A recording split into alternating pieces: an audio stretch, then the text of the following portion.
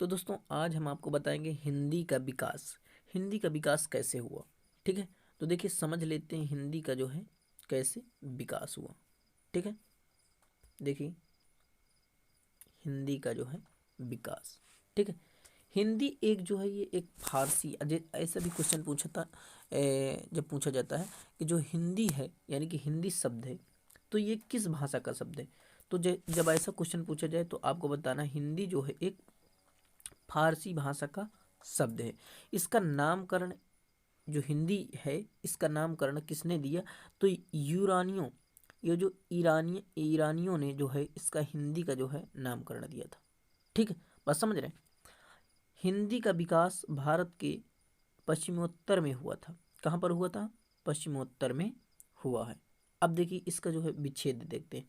हिंद हिंद हिंद का मतलब क्या होता है? आप ये वाला गाना सुनेंगे, हिंद देश की निवासी, सुने तो वही है। हिंद माने होता है देश, फिर उससे बना हुआ एक शब्द बना हुआ है, देखिए हिंदीक। क्या बना हुआ है? हिंदीक। और आगे अगर आप देखेंगे ना, देखिए हिंदीक, हिंदीक। और आप जब संधि पढ़े होंगे तो का जो है क्या हो जाता है, तीसरा वर्ड क्या हो जाएगा, का खा गा, तो यहाँ पर गा हो जाएगा हिंदीक। हिंदीक बना, ठीक है। हिंदी भाषा, बात समझ में आई। ऐसे इसका विच्छेद होगा। आप देखिए आगे देख लेते हैं क्या क्या इसके बारे में जो भी जानकारी है उन्हें समझ लेते हैं अच्छे से, ठीक है। तो देखिए देर न करते हुए और आगे बढ़ते हैं। अब देखिए समझ लेते हैं। देश की सबसे प्राचीन भाषा, अगर पूछा जाए आपको ऐसा क्वेश्चन आ जाए कि देश की जो है सबसे प्राचीन भाषा कौन सी है, तो वो संस्कृत। संस्कृत को देव भाषा, आर्य भाषा के नाम से भी जाना जाता है। ऐसे भी क्वेश्चन पूछे कि आर्य भाषा देव भाषा किसे कहते हैं, तो आर्य भाषा और देव भाषा जो है संस्कृत को कहते हैं, जाना जाता है। हिंदी में सबसे अधिक शब्दावलियां संस्कृत से लिया गया है। जो अधिक शब्दावलियां हैं वो कहाँ से ली गई हैं, वो संस्कृत से ली गई हैं, ठीक है। यही कारण है कि संस्कृत को हिंदी का मूल आधार कहते हैं। हिंदी का मूल आधार किसे कहते हैं, तो संस्कृत को हिंदी का मूल आधार कहते हैं। भाषा संस्कृत, ये जो है भास धातु है, यानी भास का मतलब होता है व्यक्तवाणी। भास का मतलब क्या होता है, कहना। भास माने क्या होता है, बोलना।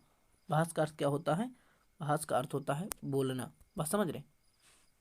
भास का अर्थ होता है बोलना। आप इसे लिख लीजिए, ठीक है।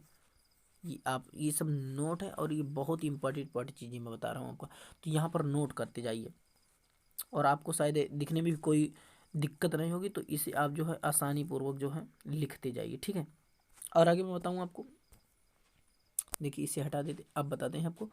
भाषा जो है, भाषा संस्कृत के भाव धातु से बना है, जिसका अर्थ है व्यक्तवाणी। इसका तात्पर्य यह है कि जिन ध्वनि चिन्हों द्वारा हम अपने विचारों का आदान प्रदान करते हैं उसे हम क्या कहते हैं, भाषा कहते हैं।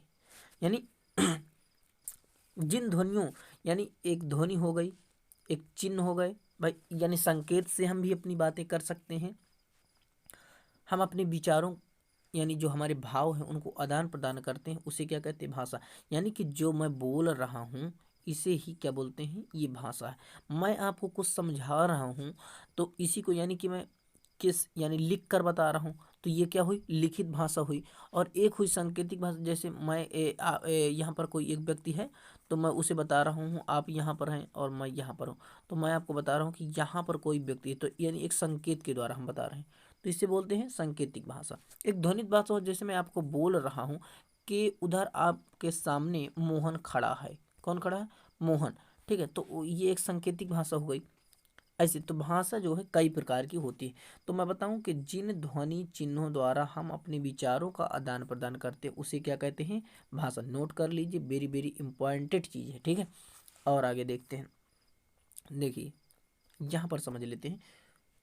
इसे हटाकर उच्चारण की दृष्टि से, यानी जो उच्चारण होता है, उच्चारण की दृष्टि से भाषा की सबसे छोटी इकाई ध्वनि वर्ण है। वर्ण के हम टुकड़े नहीं कर सकते हैं, ध्वनि के टुकड़े नहीं कर सकते हैं, तो वर्ण क्या हुआ, एक छोटी इकाई हुई। बात समझ रहे? परंतु, परंतु का अर्थ होता है लेकिन, साक्षरता का अर्थ होता है जो पढ़े लिखे होते हैं उसी को साक्षरता बोलते हैं। साक्षरता की दृष्टि से भाषा की सबसे छोटी इकाई क्या है? शब्द है। किसके अनुसार जो है सबसे छोटी इकाई शब्द है? साक्षरता की दृष्टि से। भाषा का प्रयोग मुख्यतः दो रूपों में होता है। एक लिखित भाषा होती है, जैसे मैं आपको यहाँ पर लिख रहा हूँ ना, तो ये क्या हुई? लिखित भाषा हुई। और एक होती है मौखिक, जो हम बोल रहे हैं, वो मौखिक भाषा हुई। बात समझ रहे? अब देखिए लिखित भाषा क्या है और मौखिक भाषा क्या है, समझ लेते हैं।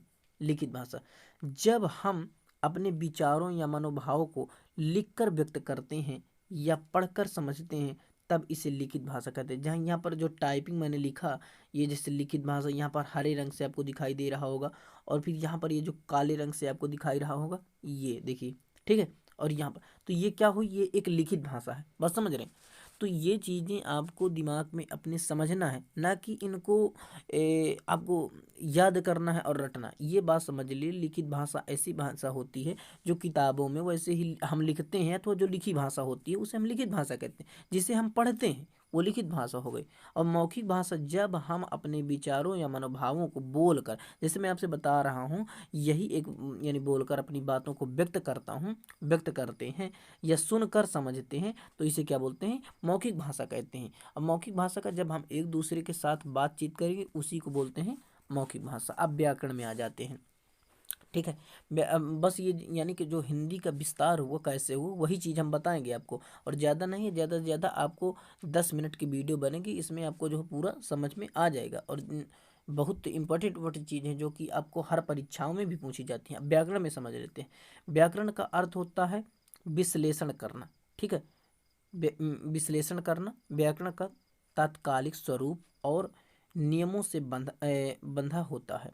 व्याकरण के अंतर्गत निम्नलिखित 3 बातों पर विचार किया जाता है। कौन कौन सी? देखिए समझ लेते हैं। एक तो हो पहला वर्ण विचार, शब्द विचार और वाक्य विचार। वर्ण विचार, इसके अंतर्गत वर्णों के उच्चारण स्थान, उनके लिखने की विधि तथा उनके वर्गीकरण के बारे में विचार किया जाता है, ठीक है।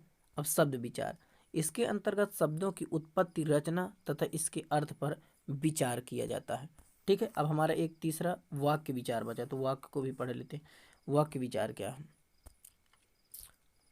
वाक्य विचार, इसके अंतर्गत वाक्य की परिभाषा, इसके वर्गीकरण तथा इसमें प्रयोग होने वाले विराम चिन्हों पर विचार किया जाता है। यानी जो विराम चिन्ह लगे होते हैं ऐसे ना, तो उन पर विचार किया जाता है। आगे समझ लेते हैं दोस्तों। और देखिए मैं बता रहा हूँ आपको, जो एक एक चीज़ हम समझाएंगे आपको, एक एक चीज़। अब देखिए यहाँ से बस यही है, इतना जो है जो भाषा की बात बताई गई है, हिंदी का विकास यहीं से हुआ है, ठीक है। तो अब अगली जो वीडियो हम बनाएंगे उन पर एक क्रम से इसी प्रकार जो हम वीडियो बना कर आपको डालते जाएंगे। जय हिंद, वंदे मातरम।